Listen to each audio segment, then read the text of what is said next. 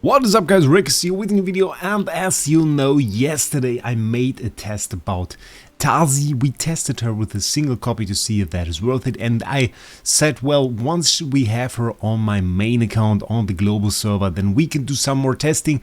And at that point Zeus PM'd me and told me, well Wraec, I have a Tasi on the test server and she is supreme. And I was like, man, that's insane. We'll have to go into that because that is another very unique perspective that we might otherwise lack out, like on a medium progress account. On a medium progress account like this, what can she do here? And he told me he already pushed a lot in campaign, and I have to say, yeah, he did. Like, I was very hyped to test her in talent trials, but the problem is I can't really make stuff happen here. We get absolutely destroyed if I try to do some light bearer stuff. I still struggle with this team actually, right here. We can see it. It is pretty far progressed. We can watch it in slow-mo because it won't take very long. You can see she already died over there, and once she goes in there, yeah, it doesn't survive very long, sadly at that point. But the good thing is, what I really noticed here is, once she is in a flower mode, she continues to get energy. So it's not like she doesn't get energy, she actually gets energy. But of course, if she then doesn't get to her ult, well, she's dead either way. Not bad damage for that, but I think we can't really test her here. That's a bit of a problem. Nonetheless, we have some very cool gameplay in PvP that I can show you. And he told me he has some very interesting matchups there. And this was one of them. And you can already see the damage numbers there. Look at that, Lily May. And then we have Tasi over here. That is pretty nice. Let's get into that. Let's take a look at that. I think we'll watch it at slower speed because ×3 speed is too crazy with all of that Lily May dashing over the board. This is of course a bit fatal.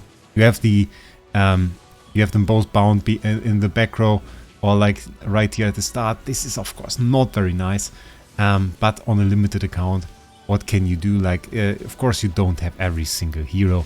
Of course you don't have every single option, and especially normal PvP is still a bit limited. But you can see, did you see how those stuns start working on the enemies? That is so crazy.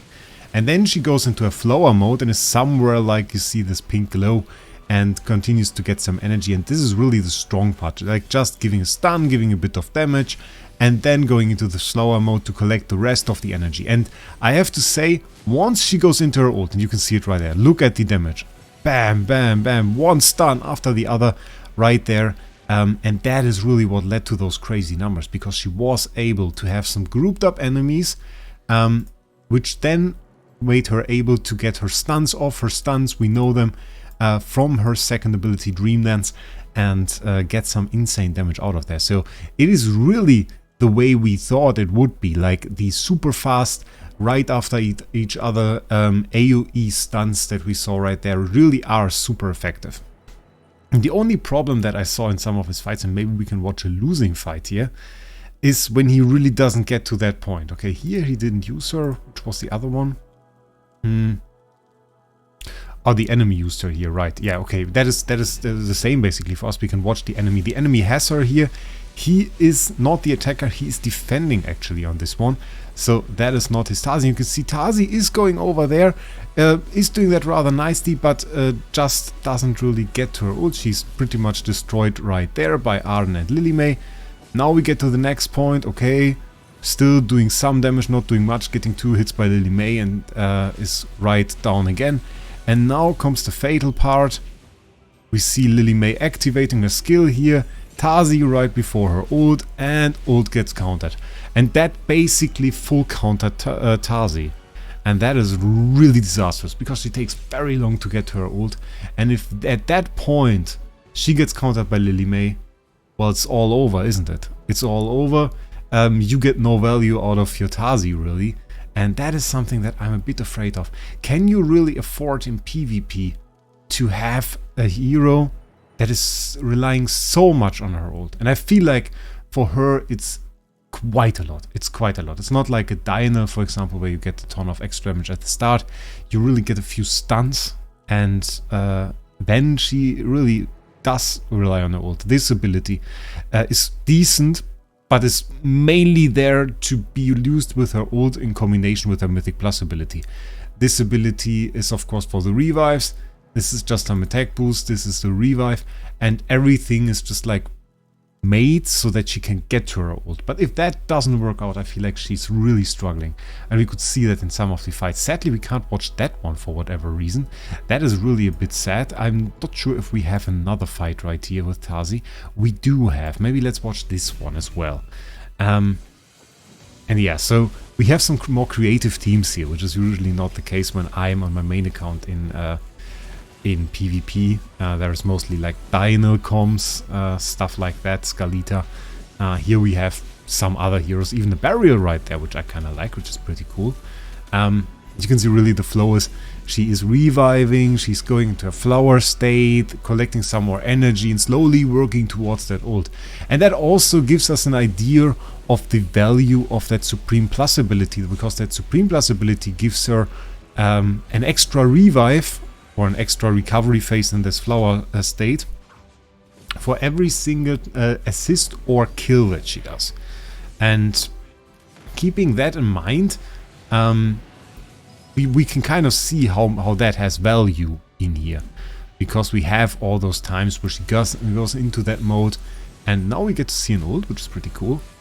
And yeah, once she has the ult, like, look how fast she is, like just following up on those, on this Igor. There she got defeated a little bit, but how quickly she was at that Rainier there and took care of them, like, that is insane. That is pretty much insane. Like, super fast, stuns, so even when she's close to the enemy, she's not really in danger, because she is stunning them. So quite some impressive PvP gameplay, with some downsides, we have to say. With some downsides. She's certainly vulnerable to Lily May, and Lily May is pretty common, so I'm not sure. This is really the best idea to use her there. I'm not sure she's going to be meta in PvP. In PvE, I'm also not sure. I kind of want to think she will be. But it's difficult to test right now, because he pushed so much, and we don't really have